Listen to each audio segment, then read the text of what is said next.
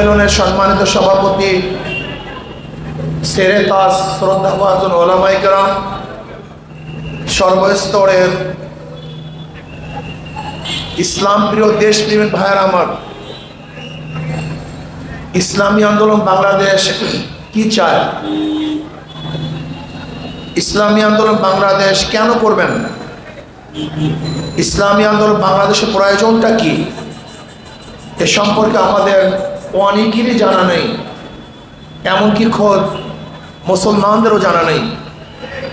ইসলামী আন্দোলন বাংলাদেশ বিশ্বাস করে শুধু দেশ, দল এবং নেতা পরিবর্তনের মাধ্যমে মানুষের শান্তি আসতে পারে না। এই দেশ বারবার পরিবর্তন হয়েছে। ব্রিটিশ থেকে আমরা পরিবর্তন করে স্বাধীন ভারত করেছিলাম।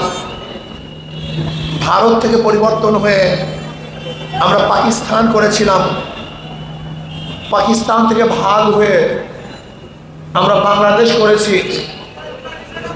আমরা এই 53 বছরে বহু শাসক, বহু দলকে পরিবর্তন করে বিভিন্ন দলকে শাসক হিসাবে নির্বাচিত করেছিলাম।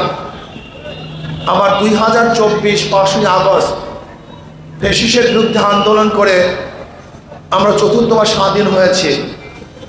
কিন্তু আমার প্রশ্ন হলো, মানুষগুলি বারবার রক্ত কেন দিয়েছিল? আমরা কেন আন্দোলন করেছিলাম? ব্রিটিশদের বিরুদ্ধে আন্দোলন করেছিলাম বৈষম্য দূর করার জন্য। আমরা ভারত থেকে আলাদা হয়েছিলাম বৈষম্য দূর করে স্বাধীনতা অর্জন করার জন্য। আবার পাকিস্তান থেকে ভাগ হয়ে বাংলাদেশ করেছিলাম বৈষম্য দূর করে বাংলাদেশের মানুষের অধিকারকে ফিরিয়ে দেওয়ার জন্য।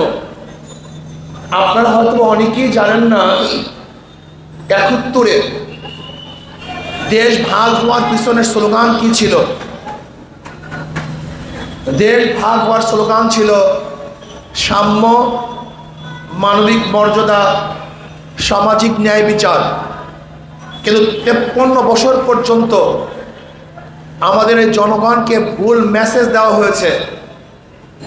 আমরা ভুল মেসেজ পেয়েছি।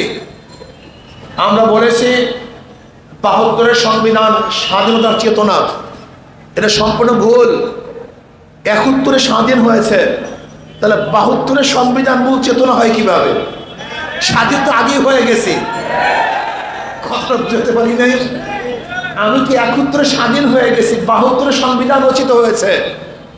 তাই সংবিধানের গণতন্ত্রবাদ, সমাজতন্ত্রবাদ, ধর্মনিরপেক্ষতাবাদ এবং জাতীয়তাবাদ, এই 4টা হলো বাংলাদেশের সংবিধানের মূল ভিত্তি। মূল ভিত্তি কয়টা ভাই? এটা আমরা অনেকেই জানি না, আমাদের জানা উচিত, অবশ্যই জানা উচিত। জাতীয়তাবাদ, সমাজতন্ত্রবাদ, ধর্মনিরপেক্ষতাবাদ, গণতন্ত্রবাদ, এই 4টা হলো বাংলাদেশের সংবিধানের মূল ভিত্তি। অথচ আমরা জানিনি না ভারতের সংবিধানের 4টা মূল ভিত্তি আছে। কয়টা মূল ভিত্তি?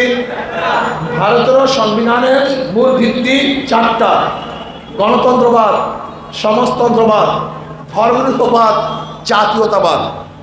তা আমাকে এই প্রশ্নের জবাব দেন, ভারতের সংবিধানের মূল 4 নীতি আমাদের দেশের সংবিধানের মূল 4 নীতি হয় কিভাবে?